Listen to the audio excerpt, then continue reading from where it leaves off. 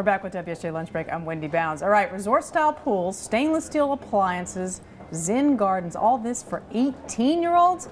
Well, welcome to the world of private college dorm living. Only on Mansion would we write and talk about this. Hi, Beth DeCarbo. Hi, Wendy. You're one of the editors on Mansion. You're responsible for this, at least for putting it into print. That's right. Don Watopka did some pretty extensive reporting on the number of private companies that are building dorms on campuses. They're meeting the demands of rising enrollment, but they're also finding that students have a taste for high living. They want those amenities. These are not the dorms that you and I lived in. There are no cinder block walls. There are no cinder block walls. So, I mean, I mentioned a few things like pools, but the list goes on and on. What are some of the other, like, oh, goodness, wow factors? Putting greens and dog washes.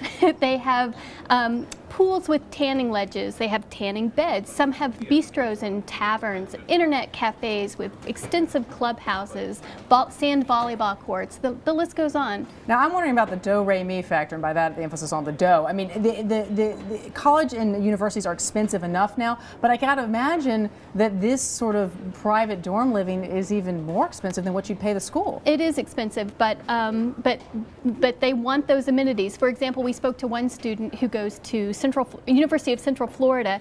She lives in a 3-bedroom, 3-bathroom apartment with 2 other women, and her share is $690 a month. It includes parking, but that when you think about it, each of the women have their own bedroom, their own bathroom, and as the student tells us, I can take a 5-hour bubble bath and no one will complain. They should be studying that. This is why well, America's they are going falling to finals behind because of it. No, I'm just kidding.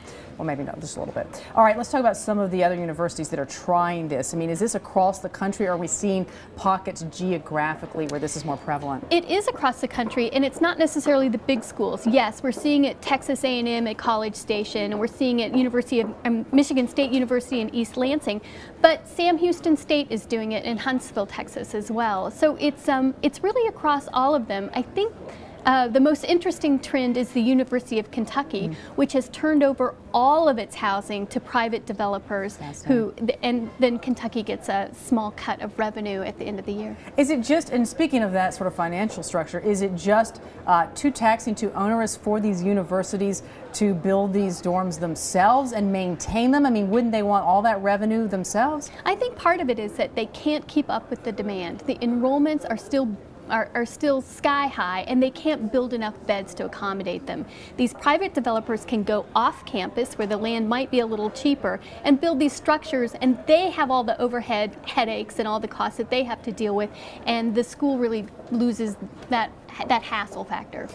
Do we have a potential problem, though, of excess inventory, that maybe they're going to overbuild on these things, and suddenly, you know, the price of school is basically going to just smash into that, and people just are going to say, can't do it, and the parents are going to say, you got to go back to the cinder block dorm? There have been some people who have raised the idea of a bubble in this area. At Central Florida, again, there was a luxury dorm that opened just 2 years ago, and students flocked to it. Last year, a luxury dorm opened across the street, and many of those students have moved across the street. Right. So you're seeing a little bit of migration there, and also as student debt piles up and online learning is becoming more prevalent, people may not step foot on a college campus like they did before. Very good point. All right, Beth DeCarbo, Deputy Editor of the Mansion segment. Thanks so much for being with us. We appreciate it.